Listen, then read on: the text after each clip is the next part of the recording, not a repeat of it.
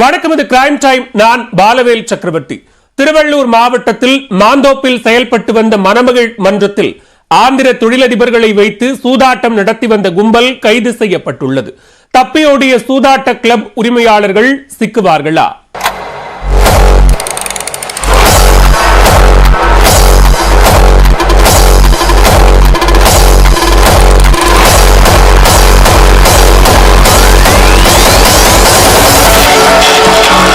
திருவள்ளூர் மாவட்டம் ஆரம்பாக்கம் அருகே பூவலை பகுதியில் சுமார் 100 ஏக்கர் பரப்பளவில் மாந்தோட்டம் அமைந்துள்ளது. இந்த மாந்தோப்பில் ஆந்திராவைச் சேர்ந்த சிலர் 3 இடங்களில் மணமகள் மன்றம் நடத்தி வருவதாக கூறப்படுகிறது.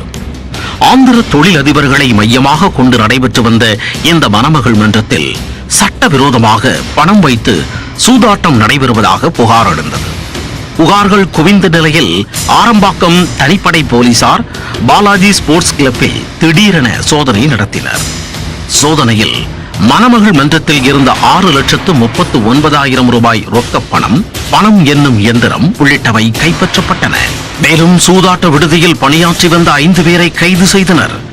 அவர்களிடம் நடத்தப்பட்ட விசாரணையில் பல திடுக்கிடும் தகவல்கள் தெரிய வந்தன.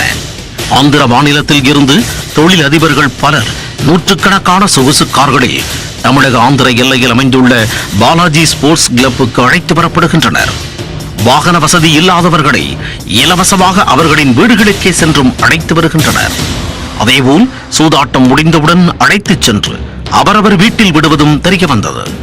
சூதாட்டத்தில் ஈடுபட வருபவர்களுக்கு இறைச்சி உணவு, ஏசி அறை என அனைத்து வகையான வசதிகளும் இலவசமாக செய்து கொடுக்கப்படுகின்றன. உணவு பரிமாற இளம் பெண்கள் வேலைக்கு அமர்த்தப்பட்டுள்ளதாகவும் கூறப்படுகிறது.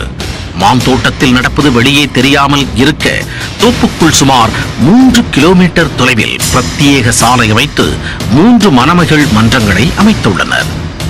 உள்ளே நுழைவதற்கும் வெளியேறுவதற்கும் 3 கேட்டுகள் அமைக்கப்பட்டு வழக்கறிஞர்கள் போர்வையில் குண்டர்கள் பலர் பாதுகாப்பு பணியில் ஈடுபடுத்தப்பட்டுள்ளனர். மேலும் நூற்றுக்கணக்கான சிசிடிவி கேமராக்கள் பொருத்தப்பட்டு அனைத்து பகுதிகளும் தீவிரமாக கண்காணிக்கப்பட்டு வந்ததும் தெரிய வந்துள்ளது. போலீசாரின் இந்த சோதனையில் சூதாட்ட கிளப் நடத்திய உரிமையாளர்கள் யாரும் கைது செய்யப்படவில்லை. சூதாட்ட கிளப்பில் வேலை செய்து வந்த சிலம்பரசன், சுரேந்தர், தினேஷ், வெங்கடேஸ்வர ராவ், சுரேஷ் ஆகிய 5 பேரை கைது செய்த போலீசார் அவர்களிடம் தொடர்ந்து விசாரணை நடத்தி வருகின்றனர்.